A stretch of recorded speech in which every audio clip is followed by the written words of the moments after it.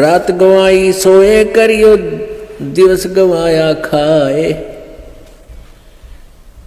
हीरा जन्म अनमोल था, ये कौड़ी बदले जाए। कबीर ये सुपने रैन के उगड़ आए नैने, जीव पड़ा बहु लूट में, जागे तो लेन न देने। परमात्मा कहते हैं कबीर ये सुपने रैन के, ये रात जैसा सुपना है आपको। आज आपके पास कार है, कोठी है, ना है तो लो छोटा मोटा कोई व्यवसाय है, कोई धंधा है, बेटा बेटी है। जैसे हम सपने में देखते हैं ना, कई बार तो या ऐसा सपना देखते हैं कि तो कार में घूम रहे हैं, ठाठ कर रहे हैं, खूब मौज मार रहे हैं, और उठे तो फिर साइकिल भी कोई ना घर पे। जब आंख खुल जाती है तो देखे साइकिल भी कोई नहीं आसपास, कार के सपने आ रहे थे।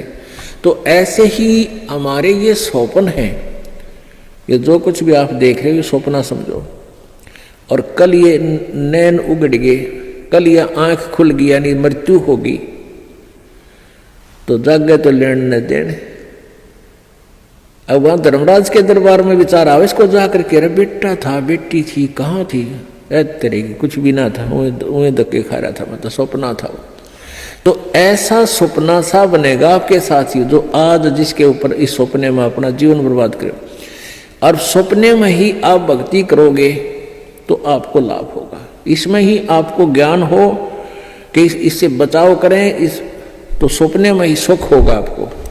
अब जैसे सभी ऋषि संत कहते हैं कि कर्म का भोग तो भोगना ही पड़ेगा, संस्कार में जो प्रारब्ध में कर्म है भोगना ही पड़ेगा, फिर फायदा क्या हुआ।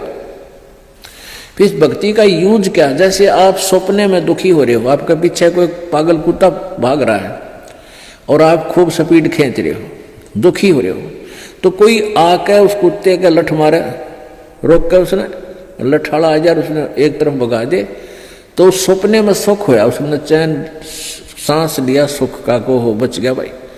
तो ये सपना हर ये कर्म रूपी कुत्ते आपका पीछे पड़ रहे हैं, और पूर्व संत की भक्ति से इन कुत्तियों का लठ लग गए, इन पागलों के, और ये अपनी दिशा बदल दें और आपको राहत मिले। तो ये सपने में भी सुख इस परमात्मा के अभी होगा, तब बात बने। अब आँख खुले बस दापे ना रहा, कुछ भी ना था वो, जैसे टेंशन हो रही है, काम अड़ गया फला, जिस जो कोई टेंशन है, किसी काम में रुकावट आ रही, परमात्मा सपने में ठीक करे जब चैन हो।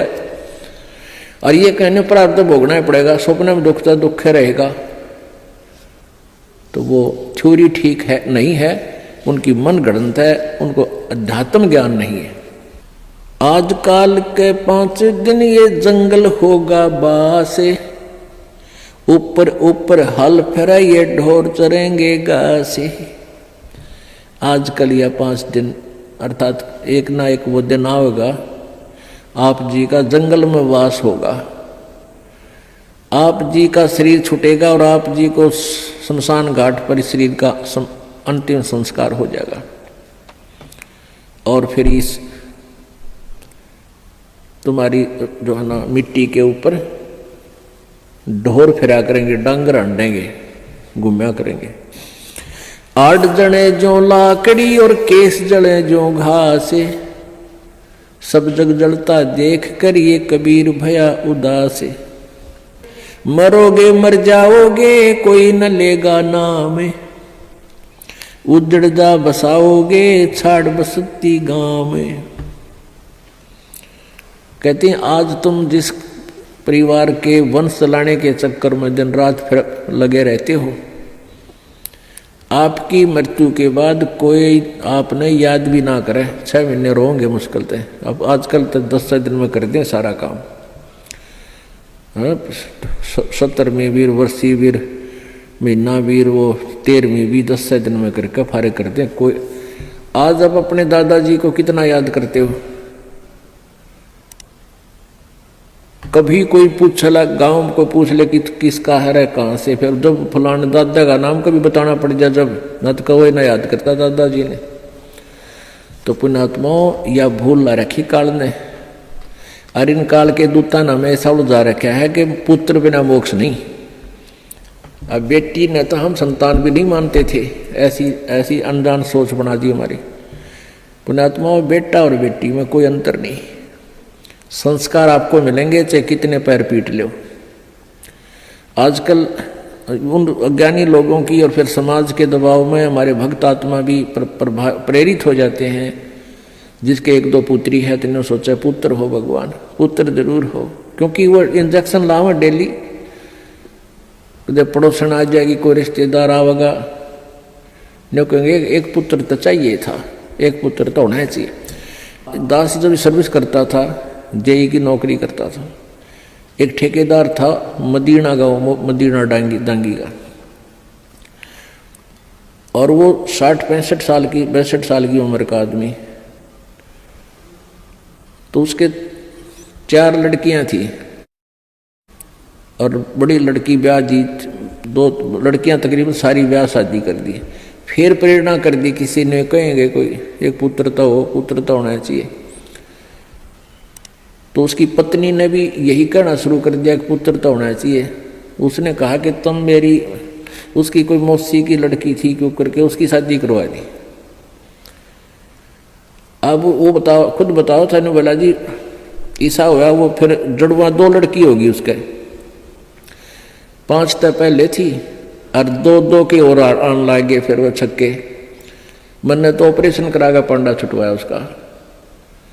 तो परमात्मा कहते हैं या हमारी बॉडी 8 से, परमात्मा जो देगा वही होगा, और अगर आवश्यक होगा, अब आपके पास वो परमात्मा कबीर है, कबीर जी वो है, अगर आपके संस्कार में कोई सुयोग्य संतान होगी तो पुत्र भी दे देगा।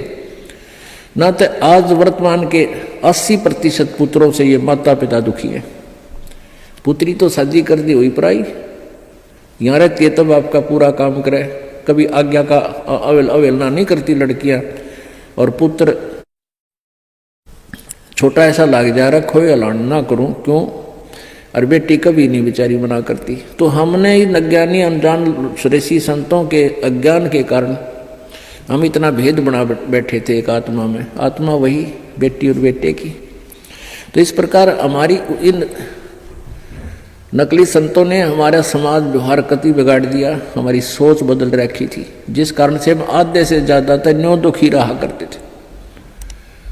अब वर्तमान में आप देख रहे हो पुत्र, ये बुरी बात नहीं है पुत्र अब, लेकिन इस ज्ञान को प्राप्त करके आपका फिर पुत्र हो चाहे पुत्री आपको दुखी नहीं करेंगे, क्योंकि वो बचपन से इस ज्ञान में भगवान के रंग में रंग जाएंगे, और परमात्मा की शक्ति आपकी भक्ति से आपके साथ रहेगी।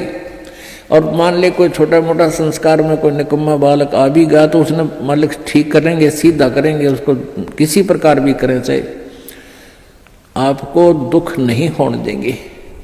तो इसलिए परमात्मा की हम चाह में भटका करते थे कि वो सारे ही सुख दिया करता है। कबीर हाड जले लकड़ी जले और जले जावन हारे, और देखण आड़े भी जले, अब किस्तें करूं पुकार।